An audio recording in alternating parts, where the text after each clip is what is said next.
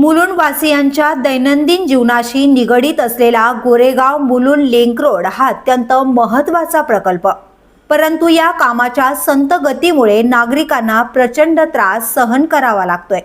दररोजची वाहतूक कोंडी, धूळ, प्रदूषण आणि रस्त्यालगत जमा होणारा कचरा यामुळे आरोग्याच्या समस्या वाढत आहेत. मुलुंडकरांच्या अस्मितेच्या प्रश्नावर आणि त्यांच्या आरोग्याच्या हितासाठी आमदार मिहिर कोटेचा यांनी आज प्रत्यक्ष कामाच्या स्थळी पाहणी केली. अधिकाऱ्यांची टीम सोबत घेऊन त्यांनी परिस्थितीची जवळून पाहणी केली आणि वास्तविक परिस्थिती समोर येताच त्यांनी थेट अधिकाऱ्यांना धारेवर धरत या संत कामाबद्दल कठोर शब्दात जाब विचारला.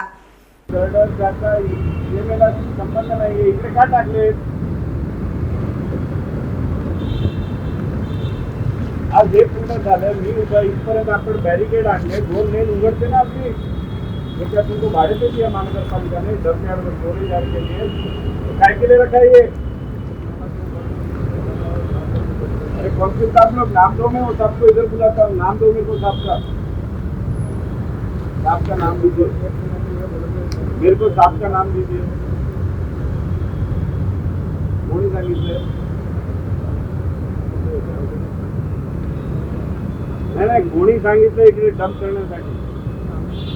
का हे तुम्हाला कळत नाही? इकडपर्यंत बॅरिकेडिंग घ्यायचं हे, मग इकडे का पडलं? कभी ते पडायचे.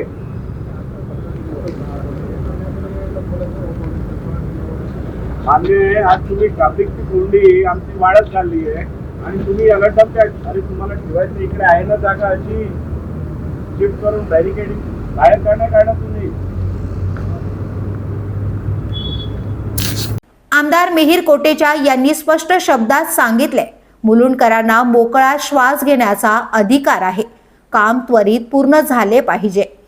त्यांनी संबंधित कंत्राटदारावर त्वरित कारवाई करण्याची मागणी केली आणि हे काम लवकरात लवकर पूर्ण करण्याचे आदेश देखील दिले. मुलुंडचा प्रदूषण गेल्या आठवड्यात 286 वरती AQI गेला होता. आज आम्ही GMLRची ॲडव्हान्स नोटीस घेऊन सर्व अधिकाऱ्यांना घेऊन पाहणी करतोय आणि माझी तर मागणी आहे, या कॉन्ट्रॅक्टर SP सिंगलाला त्वरित आजचा आज त्याचा कंत्राट रद्द करण्यात यावं. कारण महानगरपालिकाचे GMLR विभागचे अभियंता, स्थानिक अभियंता यांचं सर्वांचं म्हणणं आहे की वारंवार त्यांना पेनल्टी मारल्यानंतर, नोटिसा काढल्यानंतर हा एकही अट पूर्ण करत नाही आहे.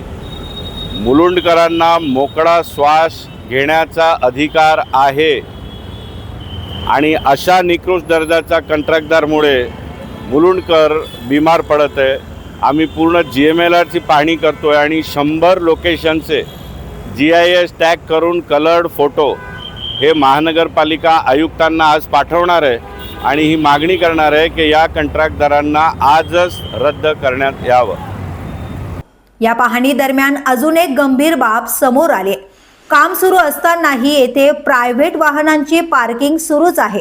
सुरक्षा धोक्यात घालून वाहनं येथे कशी पार्क होतात हा मोठा प्रश्न त्यांनी यावेळी उपस्थित केला आणि यावर कठोर कारवाई करावी असे निर्देश देखील त्यांनी दिले. मुलुंडच्या नागरिकांसाठी, त्यांच्या सुरक्षिततेसाठी, त्यांच्या आरोग्यासाठी हे काम युद्ध पातळीवर पूर्ण करण्याची वेळ आता आली आहे.